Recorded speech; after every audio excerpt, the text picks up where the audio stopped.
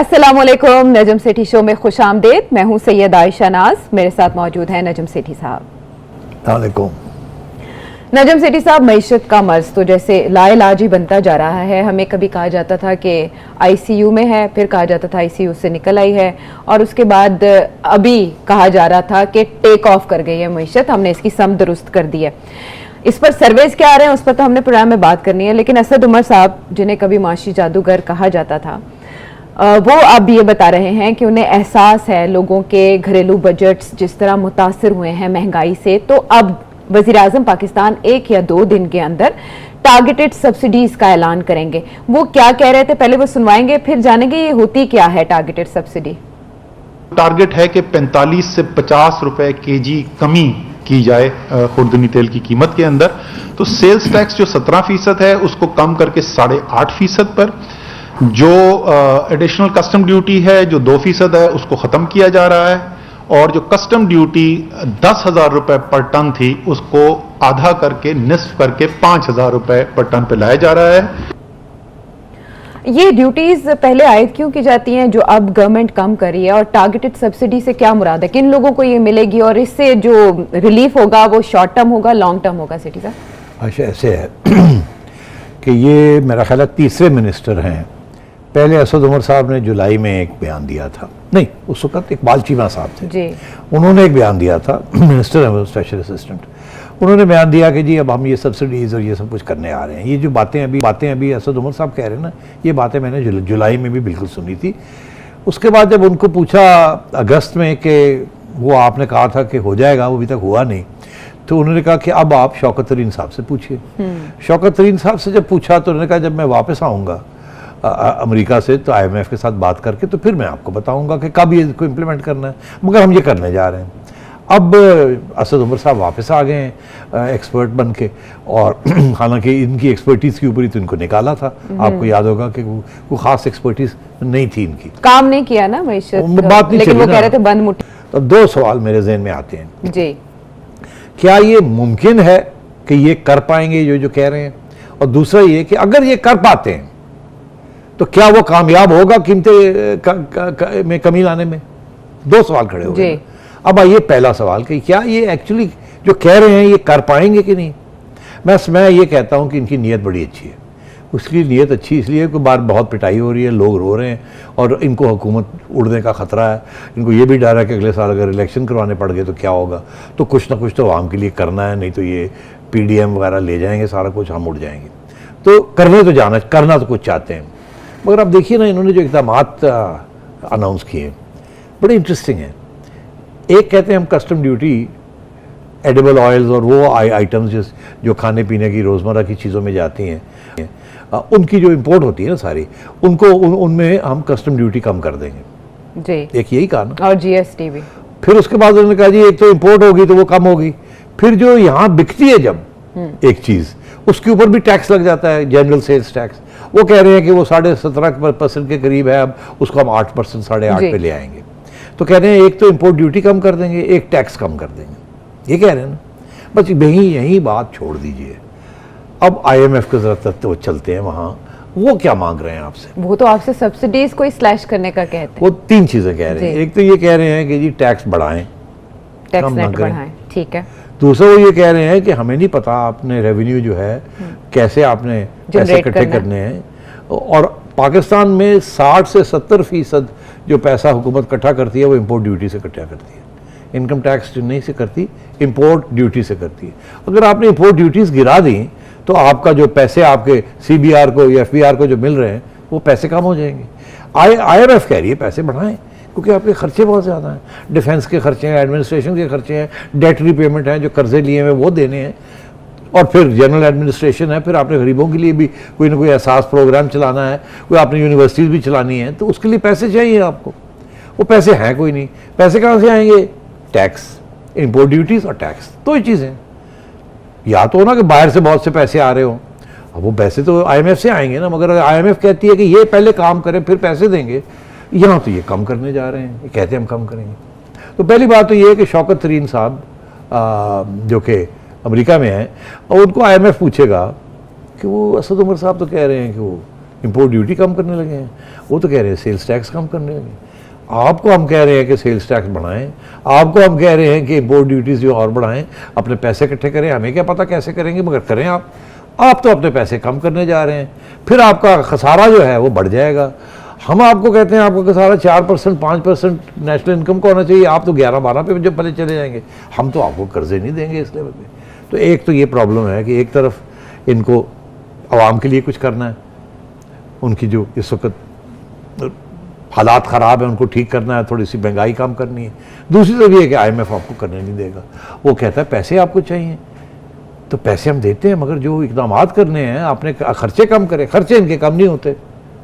Structural reforms की बात करते हैं ना, वो रिफॉर्म हम होती नहीं आपको है। पैसे दे रहे हैं और आप कुछ कर नहीं रहे। तो इसलिए एक तो ये कि इतना आसान नहीं होगा इनके लिए करना। ये बातें हैं, बातें सियासतदान बहुत करते हैं, इम्प्लीमेंटेशन बड़ी कम होती है।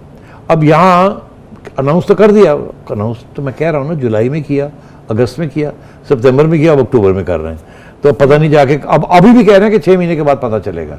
तो मेरा ख्याल है कि ये इजाज़त नहीं है इनको कि ये बजटरी प्रपोजल्स हैं, बजट के अंदर एक सप्लीमेंट्री बजट लाना पड़ेगा, पार्लियामेंट से मंजूरी लेनी पड़ेगी, अच्छा। एंड सो ऑन, और वो IMF अपोज करेगी। अच्छा। तो पहली बात तो ये है कि मैं नहीं समझता कि ये कर पाएंगे जो ये चाह रहे हैं करना। अब आइए आगे कि चले, हम समझते हैं कि ये कर देते हैं, ये कर देते हैं, IMF किससे को मिलेगा? समझा लेते हैं, रोना धोना करके गोडे पकड़ के उनके कहते हैं यार कर दो, साड़ी हुकूमत उड़ जाएगी, अगर असी नहीं रहोगे तो फिर तुसी कितने जाओगे, आवाम के लिए कुछ ना कुछ करना। अब आइए कि ये कर देते हैं, चले 17.5 से नहीं 12% पे सेल्स टैक्स ले आते हैं, चले ड्यूटी आदि जो कह रहे हैं करते हैं, वो आगे जाके पता चलता है कि वो कह रहे हैं कि पहली स्टेज में हम 10% कम करेंगे, अगली स्टेज में 20 करेंगे, फिर 30 करेंगे, फिर आखिर में जाके चले ग्रेजुअल कर लेते हैं, समझें कुछ ना कुछ कर लेते हैं। क्या अब अगला सवाल ये कि क्या उससे कीमतें गिर जाएंगी? आशा मुझे बताओ, क्या उसके साथ महंगाई कम हो जाएगी? अब मैं आपसे ये कह रहा हूं कि महंगाई होती क्यों है, पहले वो चलते हैं ना, महंगाई होती क्यों है? महंगाई इसलिए होती है, इस मुल्क के जो अगर 100 चीज़ें आप हम लोग खा पी रहे हैं ना, इस मुल्क में बना रहे हैं, खा रहे हैं, पी रहे हैं, ठीक है, उसमें से 100 जो है उनमें से 70% बाहर से आ रही हैं। हम सवाए मोटी मोटी 4 चीज़ों के, गंदम हो गई, ये चीज़ें हो गई, आटा हो गया, ये हम बना लेते हैं, मगर 90% 70% चीज़ें बाहर से आ रही हैं। $1 में अगर एक डब्बी तेल की आती है, कुकिंग ऑयल की, डॉलर जो है 170 रुपए का है, 170 रुपए का डब्बा आया, उसके ऊपर आपने पहले आप 50% उस पर टैक्स लगाते थे, तो 170 के ऊपर 50% टैक्स लगाया आपने, वो कितना हो गया? आप 170 का मतलब है 80-85 रुपए टैक्स आ गया, कोई 250 के करीब वो आके पड़ता था। ठीक है। अब आप कह रहे हैं कि वो जो 80-85 रुपए टैक्स था वो 45 रुपए टैक्स हो जाएगा, आधा कर देंगे, तो आप 200 रुपए का पड़ेगा आपको। तो यही है ना जी, बड़ी अच्छी बात है। पहले 250 के करीब पड़ता था, अब 200 का पड़ेगा। मगर अगर रुपए की कीमत जो है डॉलर के हिसाब से, आयशा, अगर 170 का है तो डॉलर अगर 200 का हो जाता है, फिर क्या होगा? तो वो जो 25 रुपए आप यहाँ बचाने की कोशिश कर रहे हैं, वो रुपए की कीमत जब गिरेगी, डॉलर बढ़ जाएगा, तो वो जो पैसे आप यहाँ से बचा रहे हैं वहाँ देने पड़ जाएंगे। तो अब आइए कि अगर डॉलर बढ़ जाता है तो फिर ये सारा कुछ जो आप करने जा रहे हैं ये रह जाएगा। अब आइए, डॉलर क्यों बढ़ेगा? डॉलर इसलिए बढ़ता है कि आपका खसारा इतना बढ़ जाता है कि आपके पास पैसे नहीं होते लोगों के कर्जे देने के लिए। अगर लोगों के कर्जे नहीं देंगे आप, तो लोग आपको डॉलर नहीं देंगे। आपने सारी इंपोर्ट डॉलर में करनी है, आपके पास डॉलर कम हो जाते हैं, रुपए जे आपके अपने जितने मर्जी छाप लो, डॉलर तो नहीं छाप सकते। आपकी अगर एक्सपोर्ट नहीं बढ़ेगी जिससे डॉलर आते हैं, इंपोर्ट बढ़ रही है जिससे डॉलर जाते हैं, आयशा, तो फिर डॉलर की कीमत बढ़ेगी ना, मार्केट में डॉलर कम होगा और डिमांड ज्यादा होगी, क्योंकि गवर्नमेंट ने पेमेंट्स करनी है जी, गवर्नमेंट खरीद रही है ना डॉलर मार्केट से जी। उधर से अफगानिस्तान शुरू हो गया, डॉलर उधर भी भाग रहा है, तो डॉलर की कीमत बढ़ रही है। बिकॉज अगर डॉलर मार्केट में $100 पड़े हुए हैं और इस वक्त डिमांड है $150 की, फिर आप क्या तो करेंगे? कीमत तो बढ़ेगी ना डॉलर की, क्योंकि डॉलर तो 100 ही है, 150 की डिमांड है, तो फिर वो डॉलर की कीमत बढ़ जाएगी, फिर ब्लैक में जाएगा। हाँ, तो अब वो इधर जा, तो मैं ये आपसे कह रहा हूँ, ठीक है। इकोनॉमिक्स काफी मुश्किल डिसिप्लिन है, ये हर एक के बस की बात नहीं है। और ये कहना कि जी आप ये कर दें, दो चीज़ें इधर ऐसे कर दें, ऐसे कर दें और उसके साथ आपकी महंगाई कम हो जाएगी। नहीं, ये एक बहुत बड़ी क्राइसिस है इस मुल्क की। ये महंगाई जो है उधर से, उस मसले से आ रही है। सबसे बड़ा मसला महंगाई का, आपने जो दुनिया के कर्जे देने हैं और आपके पास डॉलर कम है। अब स्टेट बैंक इस वक्त 20 अरब डॉलर लेके बैठा हुआ है। वो IMF ने कहा है कि आपके पास कम से कम 20 अरब डॉलर आपके जेब में होने चाहिए जब आप कुछ खरीदने जाते हैं बाहर। अच्छा। क्यों? क्योंकि जिन्होंने आपको देने हैं उनको गारंटी तो होना कि आप पैसे उनके दे देंगे। वो गारंटी होती है स्टेट बैंक की रिजर्व्स, कि स्टेट बैंक के पास कितने पैसे पड़े हैं, ज़खायर कितने हैं। हाँ, अब स्टेट बैंक के पास 20 अरब डॉलर पड़े हैं। एक ज़माना था आयशा, 1 अरब डॉलर भी नहीं होता था स्टेट बैंक के पास, मगर आजकल 20 अरब डॉलर। क्यों है 20? 15 क्यों नहीं है? 5 खर्च कर देना, डॉलर की कीमत गिराएं। वो IMF कहता है नो, रखें बिकॉज हमें ये एश्योरेंस चाहिए कि आप हमारे पैसे दे सकेंगे। अगर कोई गड़बड़ होगी तो हम स्टेट बैंक से पैसे ले लेंगे। ये रखना पड़ेगा आपको। आपने हमसे कुछ कर्जा लेना है तो कर्जा के आगे कुछ चीज तो रखो ना, कि हमारा कर्जा अगर ना दे सके तो पैसे कहां से मिलेंगे हमें। ठीक है, ये गारंटीज हैं जो तो चाहिए। ये स्टेट बैंक के रिजर्व जो होते हैं जी, वो कहते ये हैं कि हर मुल्क के पास इतने रिजर्व होने चाहिए उनके स्टेट बैंक में, जितने वो उनकी जो इंपोर्ट है, कम से कम 6 महीने की इंपोर्ट जो है ना, वो आपके पास पैसे होने चाहिए कि आप 6 महीने की तक आप इंपोर्ट्स ले सकें। हमारी इंपोर्ट इस वक्त 50 से 60 अरब डॉलर के करीब है। आपका 20 अरब डॉलर रिजर्व है, इसका मतलब है आपका 4 महीने के रिजर्व। अच्छा, वैसे इतना ये कॉम्प्लिकेटेड है कि एक इंडिकेटर को सीधा करते करते बाकी इंडिकेटर्स बिगड़ जाते हैं। Absolutely, well done. हाँ, तो अभी जैसे अब जुलाई के तब से प्रॉमिस किया गया या बात की गई और अभी तक उस पर इम्प्लीमेंट नहीं हुआ, अमल दरामद नहीं हुआ। इसीलिए इधर कान खींचते हैं तो ये टेढ़ा हो जाता है, इसको ठीक करते हैं तो ये खराब हो जाता है। हाँ, ये मसला, एक चीज को ढांपते हुए दूसरी चीज। जो मसला है वो ये है कि अमीर लोग टैक्स नहीं देते। वेल्थ टैक्स लगाने की एक तजवीज़ भी आई थी सामने, लेकिन कुछ नहीं बना उसका। अमीर लोग जितना टैक्स देना चाहिए वो नहीं देते, और जो खर्चे हमें नहीं करने चाहिए हुकूमत को वो हम करते हैं। हम बहुत से फजूल खर्चियां हैं इस मुल्क में, बहुत सी लीकेजेस हैं जी, और फिर बहुत सी इंपोर्ट्स हैं। गैस भी इंपोर्ट हो रही है, तेल भी इंपोर्ट हो रहा है, खाने पीने का तेल भी इंपोर्ट हो रहा है, बिजली बनाने का तेल जो है वो भी इंपोर्ट हो रहा है जी। और आयशा, तेल की कीमत दुनिया में बढ़ती जा रही है। तेल की कीमत बढ़ती जा रही है। तेल अब जो कि 1 साल पहले जो तेल की कीमत थी, आज 100% उससे ज़्यादा है तेल की कीमत। और आगे इम्कान ये है कि क्योंकि कोविड आ गया था तो डिमांड कम हो गई थी, क्योंकि फैक्ट्रियाँ बंद हो गई, लोगों ने घरों में चले गए, तेल की डिमांड जो थी दुनिया में कम हो गई, इसलिए उसकी कीमत नहीं बढ़ी। अब फिर रिवाइवल हो रही है, इकोनॉमिक रिवाइवल हो रही है, कोविड खत्म हो रहा है, फिर से बिजनेस शुरू हो रही है, इकोनॉमिक रिकवरी हो रही है सारी दुनिया में। तो तेल की रैपिड है ये, तेल की अब डिमांड बढ़ती जा रही है, सप्लाई बढ़ नहीं रही है, कीमतें बढ़ रही हैं। मैं आपसे कह रहा हूँ बहुत मुश्किल हालात हैं। इस गवर्नमेंट और इस टीम के बस की बात नहीं है कि इस महंगाई को रिवर्स करें। अच्छा, वैसे मुझे ऐसे लगा आपकी बातों से कि जैसे बगैर होमवर्क के ये सारी अनाउंसमेंट्स की गई हैं, सिर्फ आवाम को तसल्ली देने के लिए या मईशत की मरहम पट्टी करने के लिए। ये मरहम पट्टी है, इसे हम आर्जी मरहम पट्टी कह सकते हैं। लेकिन यही वजह है कि जो आवाम में है ना, कॉन्फिडेंस आवाम को अब नहीं रहा माशी पॉलिसीज पे। ये मैं नहीं कह रही हूँ, ये सर्वे कह रहा है, पल्स कंसल्टेंट का ये सर्वे है कि जुलाई 2021 में ये 38% ऐसे लोग थे जिन्होंने वजीर आजम के माशी दामों पर ट्रस्ट नहीं किया था कि जो हमें कहा जाता है वही होगा, वो ट्रस्ट नहीं करते थे। और अब 57%, 60% के करीब बढ़ गया ना। अच्छा, ये 2 महीनों में, जुलाई सितंबर 3 महीनों, 3 माह में। अच्छा सेठी साहब, मुझे ब्रेक का कहा जा रहा है, इसी बात को कंटिन्यू करेंगे हम, वापस आते हैं एक ब्रेक के बाद।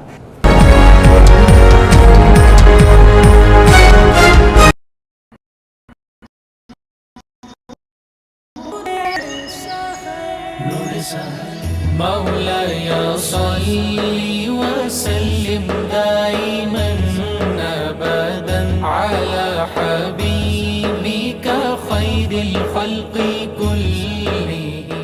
इल्म भी, इरफान भी, मारिफत भी, ईमान भी, इत्तेहाद उम्मत का नकीब, तारीकियों में रोशनी की मिशल,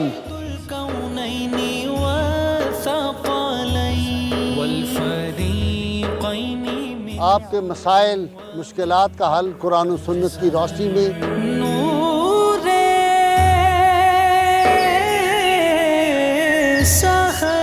देखिए प्रोग्राम नूरे सहर जस्टिस रिटायर्ड नजीर अहमद गाजी के साथ हर सुबह 7:03 पर सिर्फ 24 न्यूज HD पर।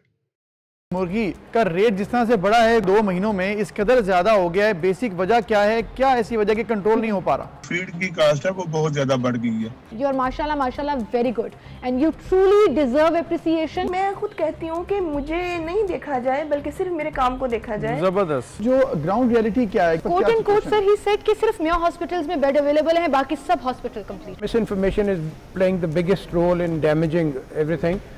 सारे अस्पतालों में बेड अवेलेबल है। टमाटर किस तरह दे रहे हो? टमाटर 80 रुपए किलो।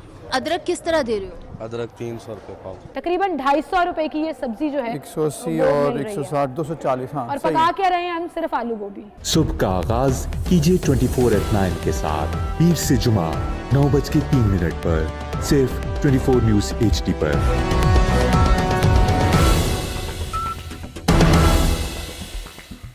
सरफराज कभी धोखा नहीं देता। बिल्कुल देता। अभी अम्मी को बोला आ रो घर। कौन कौन सी रोटी होती है तुम्हारे पास? सर मेरे पास हर किस्म की रोटी होती है। सब्र कर लो यार, सब्र कर लो। उसने तो कहा कुछ नहीं। इन्ना अगर रोब अपनी बुढ़ी ते पान होंदा कोई जागल बाण साडे को की दवाई जान बुढ़ी ते रोब पाया। बाजी जिड्डे अच्छे तू कपड़े पाए ना तेरी आवाज उदां दी नहीं गई। कसम है मेरी भैन अल्लाह दी कसम बाजी तेरी आवाज जेड़ी ना वो सस्ते सूट पाउण वाली बुढ़ियां वर्गी। अगर आपका बेटा कहे कि पापा मैंने वहां पे शादी करनी है तो वो इसलिए नहीं किया था जो हमारा हुआ हम फंसा हुआ उसको भी फंसा लेता। अल्लाह पाक तुम्हें मेरी बहन बहुत खुश रखेगा। देखना जाओ मेरी दिल से दुआ है इंशाल्लाह। Thank you. ठीक है मैं तो बस ऐसे ही आती आ गई। ये किस तरह के आपके आते हैं लोग? पाकिस्तान का सबसे शरारती मेजबान CT24 में हफ्ते और इतवार की रात 11:03 पर सिर्फ 24 न्यूज HD पर। क्या हमारे मुल्क में माफिया इतना स्ट्रॉन्ग है कि वो किसी भी आम आदमी के मुंह से निवाला छीन ले? माफिया तो यही सियासतदानों में बैठे हुए हैं, सारे रंग बदलते हैं, कभी PTI में चले जाते हैं, कभी नून लीग में चले जाते हैं, जो हुकूमत बनती है उनके साथ चले जाते हैं। घरां रोटी चूल्हा जरा सब बंद होया पिया है ते की करिए? महंगाई ने ते मार ही सुटिया। बेरोजगारी बढ़ती जा रही है। जो भी आता है लूटता है। आमदनी यहाँ पे कम है, खर्च वाला निशीज ज्यादा है। पार्टी का जो मंशूर है इंसाफ अभी तक किसी को कोई इंसाफ नहीं दिया है। बेस्ट थे तब्दीली से, बिल्कुल तब्दीली से, लेकिन उन्होंने हमारी तब्दीली निकाल दी। इंटरनेशनल लेवल पे जो पाकिस्तान का इमेज बिल्ड हो रहा है ये पहले नहीं था। जो माफिया है मैं सबके खिलाफ हूँ। जो कहते हैं माफिया है तो पकड़ना क्यों नहीं? आप लोगों के जरिए अपनी बात पहुंचाते हैं लेकिन सुनने वाला कोई नहीं है। तो वज़ीर आज़म पाकिस्तान इमरान खान साहब, अगर आप ये प्रोग्राम देख रहे हैं, देखेंगे, कोई आपको भेजे तो मेरी इल्तिमास है, इल्तिजा है कि वो तब्दीली का दरवाजा खोल दीजिए। देखें प्रोग्राम ज़बान खल्क जुमेरात से इतवार रात 8:03 पर सिर्फ 24 न्यूज HD पर। पाकिस्तान हमारा घर है, हमारा दिल भी है, लेकिन आजकल इस घर में, इस दिल में बड़े झगड़े हैं और मसाइल भी बहुत हैं। पर हर मसले का हल भी तो है। हमारे कायद की सोच में अपनाइयत, एहसास, अफ़हाम व तफ़हीम, खुददारी। एक मुखलिस और काबिल क़यादत के साथ यूं ही तो झगड़े तय पाते हैं और मसले कम होते हैं। लेकिन पहला कदम है हक़ाइक़ को जानना और मसाइल को पहचानना। आइन, कानून, क़यादत और इदारों की बात करना। Welcome back. अच्छा, वो ये बात हम कर रहे थे कि क्या आपको ख्याल है कि ये सर्वे रिप्रेजेंट कर रहे हैं आवाम के अंदर होने वाली बेचैनी को? नहीं, देखिए सर्वे जो होते हैं ना सैंपल ही होता है। अच्छा। और हर सर्वे के वही खामियां होती हैं और वही स्ट्रॉन्ग पॉइंट्स होते हैं। तो ये एक इंडिकेशन है कि अवाम क्या सोच रही है। अवाम ये सोच रही है, दिन ब दिन बढ़ता जा रहा है ये सोच कि इमरान खान को हुकूमत नहीं चलानी आती, डायरेक्शन नहीं है, डायरेक्शन नहीं है, इकोनॉमिक पॉलिसी सही नहीं है, महंगाई बढ़ती जा रही है, कम नहीं होगी। ये सारी चीज़ें जो है ना इस हुकूमत के खिलाफ वो कील ठक ठक ठक इनकी कफन के अंदर कील ठोक रही है अवाम। और इस हुकूमत को एहसास अब जाके हुआ है कि कुछ करना है। तो इसलिए क्योंकि इनको डर लगा हुआ है कि अब ये मुहिम शुरू होने वाली है। अगर कोई मुहिम कामयाब हो जाती है किसी न किसी तरीके के साथ तो ये हुकूमत को फिर इलेक्शन कॉल करने पड़ेंगे। इलेक्शन में तो 10 सीटें नहीं मिलेंगी PTI को, फिर क्या होगा? अच्छा, आप कह रहे हैं परफॉर्मेंस की बुनियाद पर वोट मिलते हैं और यहाँ मुल्क में ऐसे ये नहीं मैं इलेक्शन कह रहा होते कि हैं? सिर्फ परफॉर्मेंस की वोट पर मिलते हैं। परफॉर्मेंस बहुत इंपॉर्टेंट होता है, इसमें कोई शक नहीं है, और भी फैक्टर्स होते हैं, मगर इस हुकूमत का तो परफॉर्मेंस तो छोड़ें, ये तो झूठ बोल बोल के अवाम इनकी कोई बात यकीन करने के लिए तैयार नहीं। राइट। अच्छा, ये जो समझते थे डायरेक्शन ठीक नहीं है, वो भी अब 75% लोग हो चुके हैं पल्स कंसल्टेंट के मुताबिक। 75%, यानी आपकी एक तिहाई अच्छा, जो ये 75% का मतलब है कि जो लोग समझते हैं कि ठीक है वो 8-10% होंगे, बाकी वो लोग होते हैं जो जवाब ही नहीं देते। कुछ ऐसे भी होते हैं जो तो उसमें ये sample में- पीटीआई की जो 30% पॉपुलैरिटी थी वो अब 8% पे आ गई है। ये गैर मकबूलियत का भी पैमाना है। लेकिन ऐसे में इसको फसल को काटने की कोशिश पीडीएम ने की है कि अब महंगाई पर कल से एहतजाज शुरू करें, वो भी मुल्क गिर। अवाम को सड़कों पर लाकर क्या गवर्नमेंट को अंडर प्रेशर लाया जा सकता है? गवर्नमेंट को अंडर प्रेशर बिल्कुल लाया जा सकता है। आपको याद होगा कि जब लॉन्ग मार्च हुआ था तो गवर्नमेंट अंडर प्रेशर थी ना। मौलाना साहब का लॉन्ग मार्च हुआ था, उसके बाद कोई लॉन्ग मार्च नहीं हुआ, उसके बाद जलसे जुलूस हुए। जलसे जुलूसों के साथ एक फ़ायदा हुआ है, एक तो ये कि हुकूमत ने देख लिया कि पॉपुलैरिटी बढ़ रही है, सो व्हाट, बढ़ रही है, बढ़ने दो, अभी इलेक्शन तो नहीं है ना, इलेक्शन आएगी देखेंगे। अच्छा, आप बताएं, ये अवाम का दर्द है अपोजिशन को, या वो एक पेज में जो थोड़ा बहुत? अच्छा, इसमें मैंने पहले भी जिक्र किया था, आज मैं फिर इसका जिक्र करता हूँ। देखिए, अपोजिशन जितना मर्जी शोर डाल ले, जितने मर्जी जलसे का मर्जी जुलूस निकाल ले, फिर भी ज़रूरी तो नहीं है कि इस हुकूमत को गिरा देंगे। नवाज शरीफ साहब के खिलाफ 5 साल में क्या नहीं हुआ, जरदारी साहब के खिलाफ नवाज शरीफ साहब ने धरने दिए थे, सुप्रीम कोर्ट भी चले गए थे, जनाब, क्या क्या नहीं किया, मगर वो 5 साल काट गए ना। इसी तरीके के साथ नवाज शरीफ साहब की हुकूमत भी तो 5 साल काट गई ना। वो मियाँ साहब तो उड़ गए बीच में, मगर वो हुकूमत तो 5 साल निकाल। क्यों? वो इसलिए कि सिर्फ इतना नहीं होता काफ़ी कि एक साजिश हो और उसके ज़रिए आपको निकाला जाए, या एक अवाम की लहर आ जाए, समुंदर बन जाए अवाम और आके उड़ा के रख दे। वो अगर अवाम आके उड़ा के रख दे उसको इनकलाब कहते हैं। यहाँ इनकलाबी सूरत हाल नहीं है, अवाम उस वो शऊर नहीं है, यहाँ सियासी जमातें इनकलाबी नहीं है कि जनाब वो धावा दे दें और उड़ा के रख दें और हथियार उठा लें, जैसे कि अफ़गानिस्तान में उन्होंने हथियार दे के वो पहुँच गए काबुल। यहाँ वो ऐसी सूरत हाल नहीं है। तो फिर क्या होता है? होता यह है कि इस किस्म की सूरत में कुछ चीज़ें हैं वो लाजमी है और कुछ चीज़ें होती हैं कि वो काफ़ी होती हैं। अब क्या चीज़ है जिसकी ज़रूरत है, लाजम है कि वो हो, और क्या चीज़ है वो जब काफ़ी नहीं होगी उस वक्त तक वो लाजमी चीज़ भी पूरी नहीं होगी। तो यहाँ सूरत हाल ये है कि लाजम है कि अवाम नाराज़ हो, यस, ठीक है। लाजिम है कि ऑपोजिशन जो है अच्छे जलसे करे, टिक। लाजिम है कि ऑपोजिशन उनको बाहर भी निकाले, टिक। ऑपोजिशन पॉपुलर भी हो, ऑपोजिशन जाहिर है पॉपुलर होगी तो फिर अवाम आएंगे, ठीक है। तो ये टिक टिक टिक ये तो होगी लाजिम जी। और क्या अगर ये सारी चीजें हो जाएं तो क्या इसका मतलब है गवर्नमेंट उड़ गई? नो, गवर्नमेंट उस वक्त तक नहीं उड़ेगी जब तक उनके सतून जो हैं, रियासत के सतून हैं, वो या उनके सतून ना रहे और गवर्नमेंट अपने पाँव पे खड़ी हो, जो कि नहीं खड़ी हो सकेगी। फिर जाके इदारे अपने इंडिपेंडेंस हों, न्यूट्रल हों। मगर अगर इदारे जो है उन्होंने जफी डाली हुई है गवर्नमेंट को और गवर्नमेंट को बचा के रखा हुआ है तो गवर्नमेंट बची रहेगी, क्योंकि इदारों के पास हथियार होते हैं ना। अच्छा, रियासत आर्म्ड होती है ना, अवाम हथियार अवाम के पास नहीं होते, हथियार रियासत के पास होते हैं। पुलिस, फौज, रेंजर्स, कानून। एक पुलिस वाला आपके घर आ जाए बाहर कि जी गेट से जी पुलिस, वो एक सिपाही आया है, वो कह रहे हैं आयशा बीबी को बाहर कटो दो। आयशा बीबी को जाना पड़ेगा बाहर, आयशा बीबी छुप नहीं सकती। वो कहेगी आयशा बीबी तोड़ा चलान करने में आया। आयशा बीबी कहेगी ना यार ना चलान कर, ले 10 कोई 100 रुपये ले ना कर, वो और बात है। मगर अगर उससे चलान कर दिया तो कानून है ना उनके पास जी। तो ये सारी चीजें रियासत के इदारे, रियासत ताकत का इस्तेमाल कर सकती है, अवाम नहीं कर सकते। अगर जब अवाम ताकत इस्तेमाल करती है तो इनकलाबी सिचुएशन, ताकत का सरचश्मा अगर अवाम हो तो फिर इनकलाबी सिचुएशन। लेकिन ऐसा हुआ नहीं। सिचुएशन में अभी ऐसे नहीं है, ना अवाम इनकलाबी मूड में है, ना ऑपोजिशन उनको इनकलाब की तरफ ले जाना चाहती है। वो खुद नहीं संभाल सकेंगे इनकलाब को। इनकलाब ऐसा आएगा कि इनको भी खा जाएगा, बहा ले जाएगा। वो बड़ा खतरनाक होता है वो इनकलाब।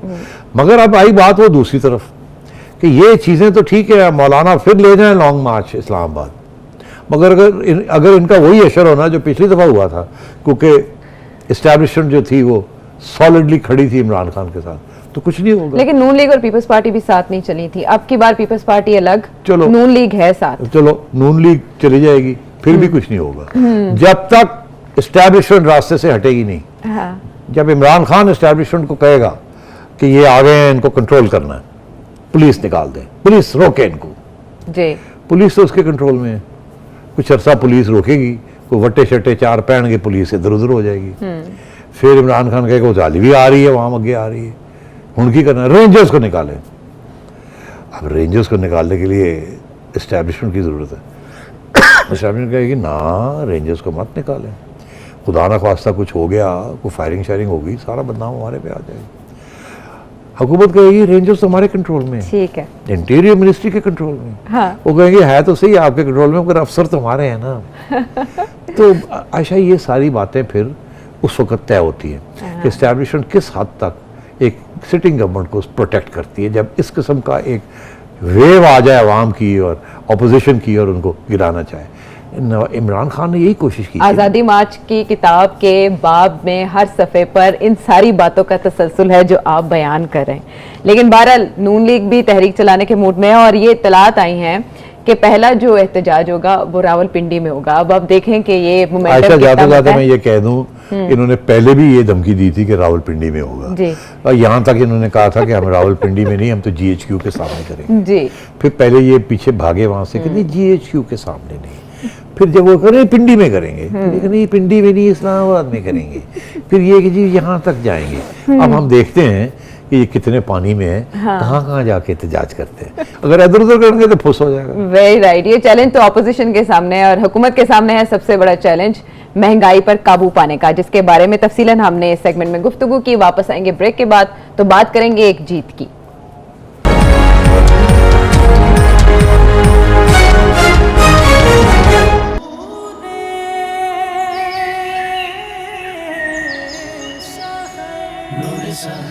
मौलाया सल्ली व सल्लिम दाइमन अबदन अला हबीबिका खैरिल खल्क़ि कुल्लिहिम। इल्म भी, इरफान भी, मारिफत भी, ईमान भी, इत्तेहाद उम्मत का नकीब, तारीकियों में रोशनी की मिशल,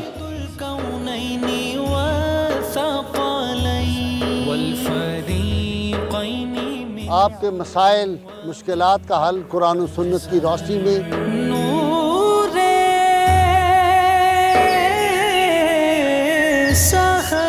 देखिए प्रोग्राम नूरे सहर जस्टिस रिटायर्ड नजीर अहमद गाजी के साथ हर सुबह 7:03 पर सिर्फ 24 न्यूज HD पर।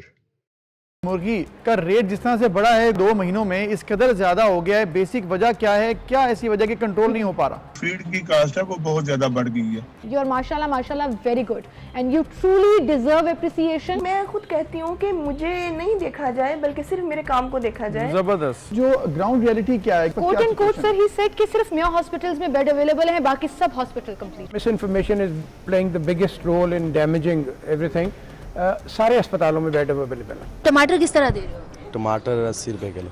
अदरक किस तरह दे रहे हो? अदरक 300 रुपए पाव। तकरीबन 250 रुपए की ये सब्जी जो है 180 और 160 240। हाँ, और पका क्या रहे हैं हम? सिर्फ आलू गोभी। सुबह का आगाज कीजिए 24/9 के साथ पीर से जुमा 9:03 पर सिर्फ 24 न्यूज HD पर।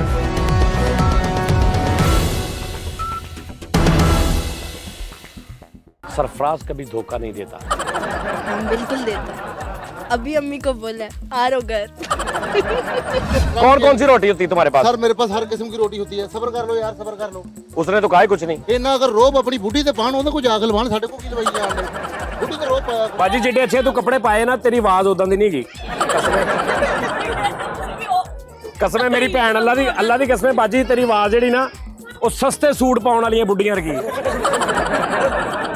अगर आपका बेटा कहे कि पापा मैंने वहां पे शादी करनी है, तो वो इसलिए नहीं किया था जो हमारा हुआ हम फंसा हुआ उसको भी फंसा लेता।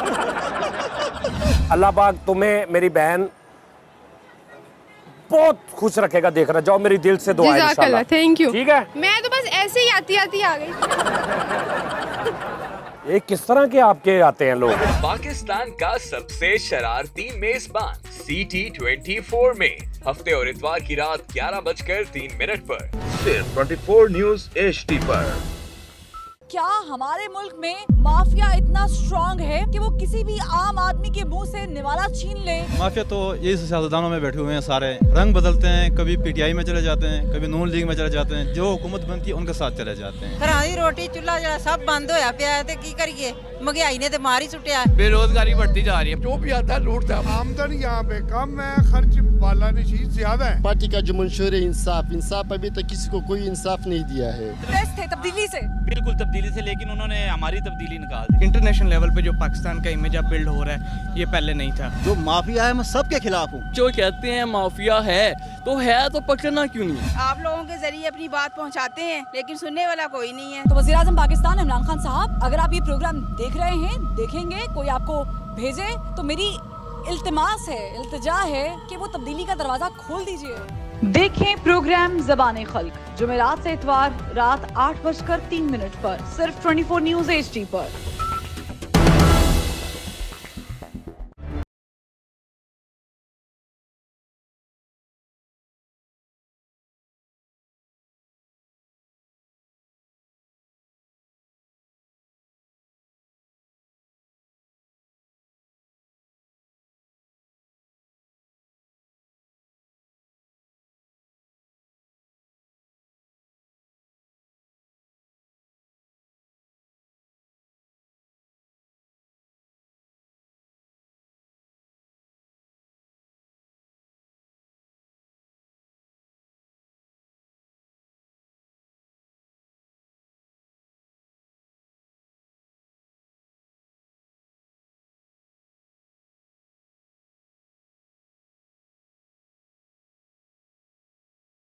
रात 8:03 पर सिर्फ 24 न्यूज़ HD पर।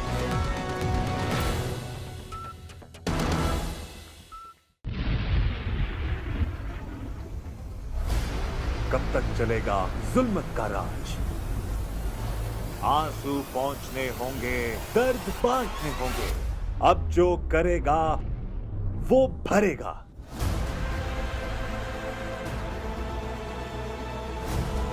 मिलावट हो या करप्शन, तशद्दुद हो या कत्ल, अब हर जुल्म करने वाले को देना पड़ेगा जवाब। कोई लाख पर्दों में छुपाए, हम करेंगे हर जुर्म बेनकाब।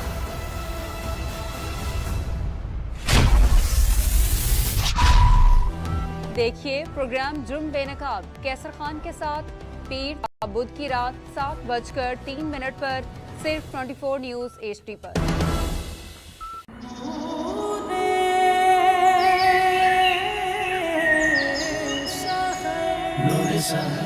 मौलाया सल्ली व सल्लिम दाइमन अबदन अला हबीबिका खैरिल खल्क़ि कुल्लिहिम। इल्म भी, इरफान भी, मारिफत भी, ईमान भी, इत्तेहाद उम्मत का नकीब, तारीकियों में रोशनी की मिशल,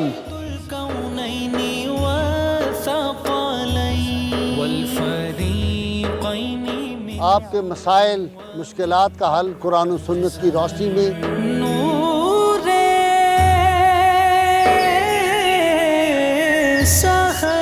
देखिए प्रोग्राम नूरे सहर जस्टिस रिटायर्ड नजीर अहमद गाजी के साथ हर सुबह 7:03 पर सिर्फ 24 न्यूज HD पर।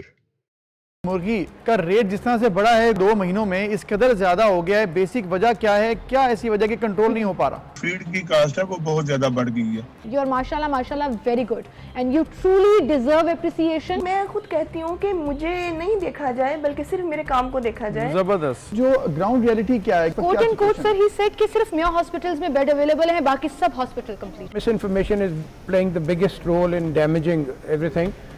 सारे अस्पतालों में बेड अवेलेबल है। टमाटर किस तरह दे रहे हो? टमाटर 80 रुपए किलो। अदरक किस तरह दे रहे हो? अदरक 300 रुपये पाव। तकरीबन 250 रुपए की ये सब्जी जो है 180 और 160 240। हाँ और सही पका है। क्या रहे हैं हम? सिर्फ आलू गोभी। सुबह का आगाज कीजिए 24/9 के साथ पीर से जुमा 9:03 पर सिर्फ 24 न्यूज HD पर।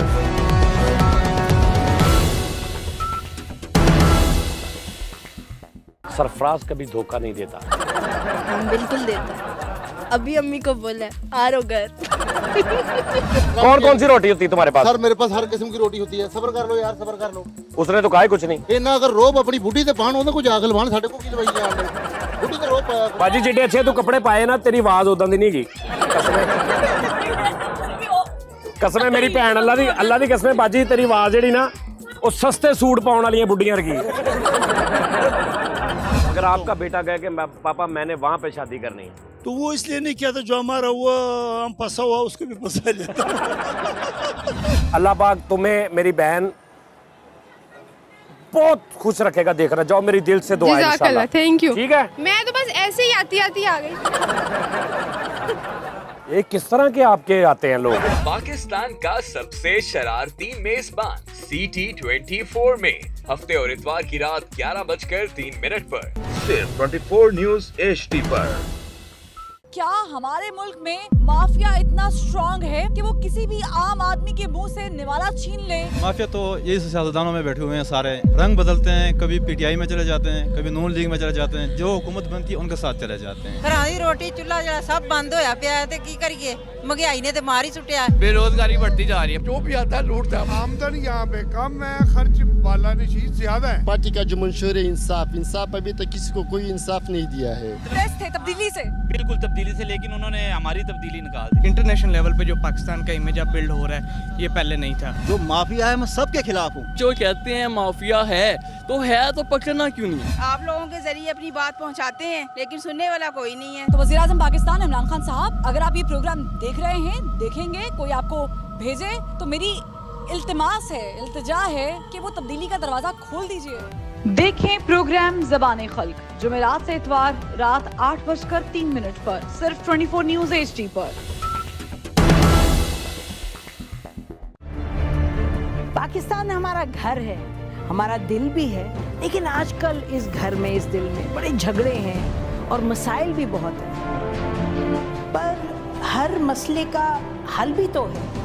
हमारे कायद की सोच में अपनाइयत, एहसास, अफहाम व तफहीम, खुददारी। एक मुखलिस और काबिल क़यादत के साथ यूं ही तो झगड़े तय पाते हैं और मसले कम होते हैं। लेकिन welcome back to the show. अच्छा, ये क्या बात है, जितनी भी लंदन की कोर्ट्स हैं वो नून लीग के ऊपर जो इल्जामात लगाए गए हैं उनको बरी करती जा रही हैं और फिर माफी भी मंगवाई जाती है वहां पर।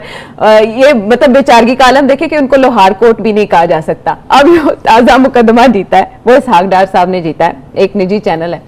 उन्होंने माफ़ी मांगी है कि जो जो इल्ज़ामात उन्होंने इसहाक डार साहब पर आयद किए थे वो उसके हवाले से माफ़ी चाहते हैं और हर जाना भी बाकायदा अदा करेंगे।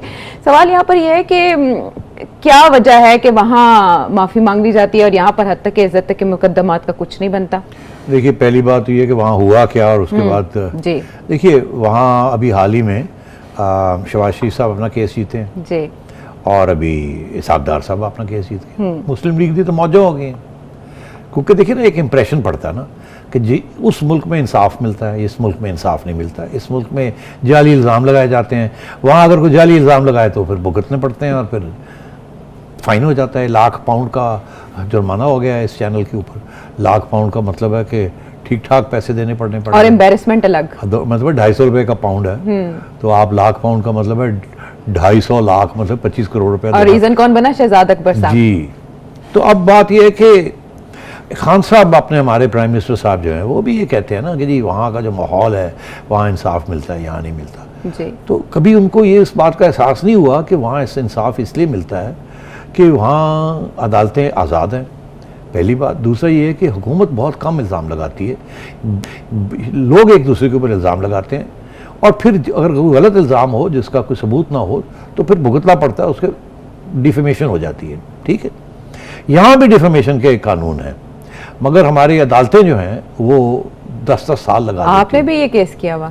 हाँ, मैंने क्या मिला? इमरान खान साहब के ऊपर केस किया था। इन्होंने जब 35-35 का इल्ज़ाम लगाया था ना, और इन्होंने भी, हमारे एक दोस्त एंकर हैं शायद मसूद साहब, उन्होंने भी लगा दिया। तो मैंने अदालत ले गया, उस वक्त इमरान खान साहब अभी प्राइम मिनिस्टर नहीं बने थे, तो अदालत ने फ़ौरन ले लिया मेरा केस। हाँ जी सुनेंगे, जी सुनेंगे। मगर वो सुनते सुनते वो प्राइम मिनिस्टर बन गए। वो दिन है, आज का दिन है, वो कोल्ड फ्रीज़र में मेरा केस पड़ा हुआ है। वो खान साहब के लोग आते नहीं हैं, हमारे वकील भी कहते हैं जी इंसाफ कहाँ मिलना है, अब कौन जाएगा वहाँ, हर रोज़ भुगतने। कोई 80 के करीब हेयरिंग्स हो चुकी हैं इधर उधर। तो अब बात यह है कि कानून क्या कहता है यहाँ का। कानून ये कहता है कि 6 माह के अंदर अंदर डिफेमेशन का जो केस है, अगर वो ख़त्म करना है अदालत ने, 6 माह के अंदर लिखा हुआ है कानून के अंदर, निपटाना है आपने। मगर यहाँ पता नहीं क्या हो जाते हैं, कुछ नहीं निपटाया जाता। और जब निपटाया भी जाता है तो फिर यही होता है कि जी उस आखिरी स्टेज पे आके जिसने इल्ज़ाम लगाया होता है वो छोटी सी माफ़ी मांग लेता है, छोटी सी, 1 रुपए का फाइन कर दें। तो ये हमारे यहाँ ये डेफेमेशन जो है ना, वो इतना उसकी अहमियत नहीं रखी जाती। इस केस के अंदर मैं खुश हूँ कि डार साहब इनको ले गए वहाँ। यहाँ अगर डार साहब लेके जाते तो उन्हें इंसाफ नहीं मिलना था, वहाँ ले गए तो इंसाफ मिल गया। मगर आयशा, तुम और मैं नहीं ले जा सकते वहाँ। ये भी पूछो क्यों? आप अगर लंदन में रहती हैं और वहाँ की बाशिंदा हैं, और मैं भी वहाँ का, मेरा भी स्टेक है वहाँ। अच्छा। मेरा भी यूके में स्टेक है, बिजनेस मेरी है वहाँ। अगर मेरी बिजनेस के जरिए आपके ऊपर कुछ जाली इल्ज़ाम लगता है तो कानून कहता है आप मुझे सू कर सकती हैं। मगर अगर मेरी बिजनेस पाकिस्तान में है और मैं आपकी बदनामी पाकिस्तान में करता हूँ और ये बदनामी यूके में नहीं जाती, तो फिर यूके वाले आपके खिलाफ केस नहीं कर सकते। अब ये जो चैनल है, अगर ये सिर्फ पाकिस्तान में ब्रॉडकास्ट होता, ये इल्जाम ये पाकिस्तान में नशर करते रहते, जैसे कि होता रहता है, करते रहते हैं, मगर लंदन में ना करते, यूके में ना करते। गलती हो गई है तो उनसे नहीं, गलती नहीं हुई, ये कारोबार है ना, वहाँ भी तो चैनल चला रहे हैं ना, और यहाँ की कहानियां वहाँ चला देते हैं। वहाँ भी तो ओवरसीज पाकिस्तानी है ना, जिनका वोट चाहिए पीटीआई को और इनके चैनल्स को। So this is the propaganda actually. तो ये सारा अब वहाँ दिन ब दिन मुश्किल होता जा रहा है। ये जियो ने भी इस चैनल के खिलाफ केस जीता था, मीर शकील रहमान साहब के ऊपर भी बड़ी ज्यादतियाँ की थी इस चैनल ने। अब इस डार साहब के ऊपर हुई है, उससे पहले शहबाज शरीफ साहब वो भी जीते अपना केस। अब मेरा ख्याल है अब सीख जाएंगे ये कि ये अब ख्याल करना पड़ेगा कि अगर वहाँ कोई खबर यहाँ लगनी है झूठी तो वहाँ ना लगे, वो वहाँ लगेगी तो अब लोग उठ के जाएंगे। और अब ये एक नया डेवलपमेंट हो गई है क्या कि अगर पैसे आपके पास नहीं भी हैं तो आप पैसे थोड़े से मिल जाए तो आप दे दें।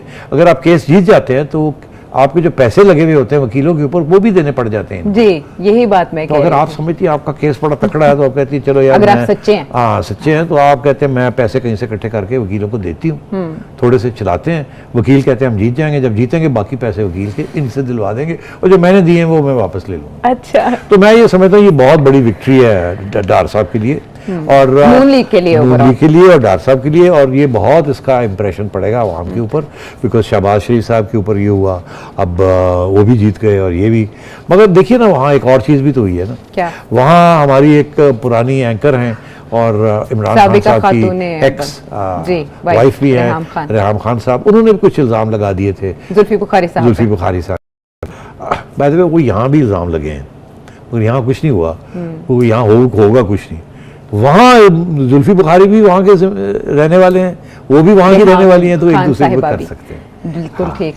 लेकिन क्या बात है कि यहाँ के मामला जो हैं वो उधर जाके कोर्ट्स में डिस्कस होते हैं, और खान साहब अगर उस सिस्टम की मिसाल देते हैं तो उस सिस्टम को वो यहाँ पर 3 कानून को बेहतर क्यों ना बना सके। हद तक इज्जत के कानून पे इतना टाइम क्यों लगता है, जैसे आपने भी हवाला दिया, पेशियों पे पेशियां होती हैं, तो सिस्टम को बेहतर बनाने के लिए काम क्यों ना किया गया। एक और सवाल है ये गवर्नमेंट के सामने, लेकिन चले इसको तो प्रोग्राम्स में डिस्कस करते रहेंगे।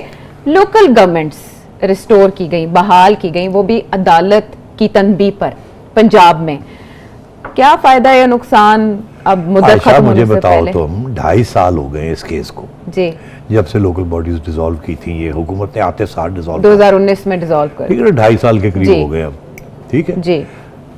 ये अदालत क्या कर रही थी? दिसंबर में खत्म हो जाएंगे ये लोकल बॉडीज, इनकी 5 साल की टर्म जो है ना वो खत्म हो जाएगी, अक्टूबर में आके रिस्टोर कर देते हैं उनको। अब 2 माह रह गए, ये 2 महीने के लिए लोकल गवर्नमेंट वापस आ रही है, तो ये अदालत क्या कर रही थी 2.5 साल? ये 2 दिन का ये फैसला था 2 दिन से ज़्यादा इस केस के ऊपर नहीं लगने चाहिए थे। जो मैंने आर्ग्यूमेंट्स सुने हैं जिसके ऊपर फैसले हुए हैं, ये तो 2 दिन में बात खत्म हो जानी चाहिए। इनको तो उसी वक्त रिस्टोर कर देना चाहिए था, तो क्यों नहीं किया? क्यों नहीं किया? इसीलिए नहीं किया जिसलिए वजह से और बहुत सी चीज़ें हैं इस मुल्क में कि मैं नहीं समझता हमारी अदालतें आज़ाद हैं। मैं समझता हूँ उनके ऊपर बहुत सख्त प्रेशर होता है। खुशी इस बात की हुई है कि एक फैसला आ गया फाइनली कि चलें एक सेट हो गया एक प्रेसिडेंट, मगर ये अफसोस इस बात का है कि अब 2 महीने रह गए। तो ये सिर्फ जिसे कहते हैं ना फाइल का पेट भरने के लिए ये फैसला आया है। अब वैसे ही छुट्टी हो रही है। देखिए ना, या तो ये होता कि 2 साल अभी रह जाते इस लोकल बॉडी के, फिर अगली इलेक्शन कैसे, ये नून लीग के सारे लोग हैं जी, अब उनको रिस्टोर कर दिया गया और वो सुन लीजिए, प्लस ही समझ लें उनको भी, क्योंकि फंड्स तो जाहिर है नहीं। ये देखिए, ये फैसला 2-3 महीने पहले आया और अभी तक प्रोविंशियल गवर्नमेंट ने उनको रिस्टोर नहीं किया था। जी। फिर वो वापस गए अदालत के पास कि जी देखो दफ्तर ही खोल के दे देवे सानू, फिर जाकर देता थे करो, उन्होंने 2.5 महीने खींच लेने। जी। तो अब 2 महीने रह गए हैं। अब 2 महीने में भी वहाँ ना पानी मिलेगा उनको, ना चाय मिलेगी उनको, ना बिजली मिलेगी उनको, प्रोविंशियल हुकूमत उनको चलने नहीं देगी, फंड से वैसे नहीं मिलने उनको। ठीक है, तो मतलब है कि ये इंसाफ का तकाजा है इस मुल्क में। हाय सूद पशेमा का पशेमा होना, इस पे तो यही कमेंट किया जा सकता है कि अब मुद्दत जब खत्म होने के करीब है तो रिस्टोर करके क्या किया गया, किसका भला और किसका नुकसान किया गया। एक और सवाल जो बहुत अहम पूछा गया, अब हमारे पास 2 मिनट बाकी हैं, रूल्स ऑफ बिजनेस के हवाले से पूछा गया कि कहीं देखा जा सकता है ये अमेंडमेंट कब हुई, आप इस पे जरा देखिए, मैंने कल कहा था जी कि एक होती आइन, फिर होते हैं कानून लॉज, और फिर होते हैं rules of business. Rules of business वो होते हैं जो हुकूमत अपनी हुकूमत को चलाने के लिए रोज़मर्रा की जो चीज़ें होती हैं वो डिफ़ाइन कर दी जाती हैं, जिसे कहते हैं रूल्स ऑफ बिजनेस। ये कैबिनेट डिवीज़न इशू करती है, ये हर इदारे के साथ इसका ताल्लुक़ होता है और उसके मुताबिक फिर गवर्नमेंट चलती है। ठीक, अच्छा, इसको इन थियरी इसके पीछे कानून होता है, स्टैट्यूट्स होते हैं, मगर सामने एक रूल्स ऑफ बिजनेस होते हैं। अब सूरत हाल ये है कि रूल्स ऑफ बिजनेस में सब चीज़ें बताई जाती हैं। डिफेंस डिपार्टमेंट जो है वो भी रूल्स ऑफ बिजनेस में उसका भी आता है। अब डिफेंस डिपार्टमेंट के जो रूल्स ऑफ बिजनेस हैं जो कि प्राइम मिनिस्टर के तहत आते हैं, उसमें ये कहा गया है कि इस माह की सितंबर को जो रूल्स ऑफ बिजनेस इशू हुए थे वो फ्रॉम टाइम टू टाइम उसको अमेंड किया जाता है, छोटे मोटे तब्दीलियाँ की जाती हैं, सिचुएशन चेंज होती रहती है। तो मैंने जब जाके देखा रूल्स ऑफ बिजनेस तो वहाँ ये लिखा हुआ था डिफेंस में under section of defence department कि लेफ्टिनेंट जनरल और उसके ऊपर वाले ranks, army chief, navy chief, air force chief, chairman joint chief of staff, all lieutenant generals और ये 4 ओहदे, ये सारे के सारे जो हैं ये प्राइम मिनिस्टर के तहत हैं और इनको अपॉइंट करेगा, इनकी अपॉइंटमेंट जो है वो प्रेसिडेंट करता है, मगर प्राइम मिनिस्टर की अप्रूवल होती है। ये अभी सिचुएशन है। एक वक्त था 2000 मेरा ख्याल है 16 में या 14-15 में कि ये थोड़ी सी तब्दीली थी इसके अंदर। वो ये थी कि प्राइम मिनिस्टर कंसल्ट करता है प्रेसिडेंट को और नोटिफिकेशन प्राइम मिनिस्टर करता है। ओके। अभी नोटिफिकेशन प्रेसिडेंट करता है और अप्रूवल प्राइम मिनिस्टर देता है। उस वक्त प्राइम मिनिस्टर की अप्रूवल अपनी होती थी, मगर नोटिफिकेशन प्राइम मिनिस्टर करता था प्रेसिडेंट को बता के, बात करके उनके साथ। प्रेसिडेंट की अप्रूवल की जरूरत थी, कंसल्टेशन की जरूरत थी। उस वक्त प्राइम मिनिस्टर का बहुत पावर था, खुद ही अप्रूव करता था और खुद ही नोटिफाई करता था और प्रेसिडेंट से सिर्फ कंसल्ट कर लेता। रस्मी। अब सिचुएशन ये है कि कुछ तब्दीली आई 4-5-6 साल पहले, जिसमें यह कहा गया कि प्राइम मिनिस्टर जो है वो अप्रूव करके भेजेगा ऊपर, प्रेसिडेंट नोटिफिकेशन इशू करेगा। पावर अभी भी प्राइम मिनिस्टर के पास है, नोटिफिकेशन प्रेसिडेंट की है, पहले नोटिफिकेशन प्राइम मिनिस्टर की थी। तो कुछ लोगों में देख रहा था कोई खास ज़्यादा फर्क तो नहीं पड़ा, वही 2 लोग हैं जो फैसले करते हैं। मगर मैं हैरान हुआ, मैंने कहा यार ये हमने तो ये सुना था कि लेफ्टिनेंट जनरल जो है उसकी तो सारा का सारा जो अथॉरिटी है उसकी प्रमोशन की और उसकी अपॉइंटमेंट की ये तो आर्मी चीफ की होती है। तो फिर अब जाके समझ आई कि होती तो आर्मी चीफ की है, मगर वो फाइल जाती है ऊपर, वहाँ से अंगूठा लगता है तो फिर वो अप्रूव होती है। आज तक किसी ने ना नहीं की प्राइम मिनिस्टर ने, जो फाइल जाती थी उसको ओके कर देते थे। जो आजकल भी जो मामला चला हुआ है, जो फाइल जाती थी for DGISI prime minister okay कर देते थे। तो लगता है ऐसा था कि ये आर्मी का पावर है, मगर एक्चुअली पावर प्राइम मिनिस्टर का था। इसी तरीके से ये जो लेफ्टिनेंट जनरल की प्रमोशन होती है, major general to lieutenant general, और उनके बाद उनको अपॉइंट कर दिया जाता है कहीं, वो प्राइम मिनिस्टर की अप्रूवल के बगैर अपॉइंट नहीं कर सकते। ठीक है। ये अच्छा, तो ये जो सारे रूल्स ऑफ बिजनेस हैं ये कैबिनेट डिवीजन इशू करती है, मगर इनमें से बहुत सारे जो है सारे के सारे इनफैक्ट वो गूगल पे पड़े हुए हैं जी, पीडीएफ फाइल में आप डिफेंस डिवीजन वो के आप अंदर देख लिखे सकते हैं। रूल्स ऑफ बिजनेस 1973 पाकिस्तान, तो आपको सारे रूल्स ऑफ बिजनेस के वो आ जाएंगे, आप जाके चेक कर लीजिए।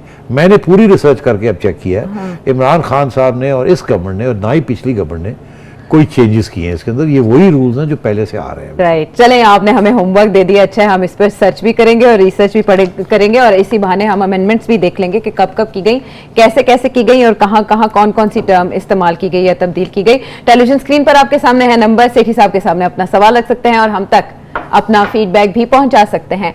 अगले प्रोग्राम तक के लिए अल्लाह ने कहबान।